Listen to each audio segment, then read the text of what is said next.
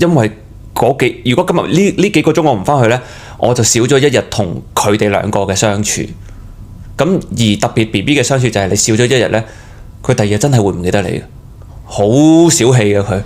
第二日就唔嗌你爸爸噶啦，真係噶。我唔知你個 BB 即都會嗌你，但係佢本嚟你同佢 friend 嗰幾日，日日陪住佢咧，佢就會爸爸咁好。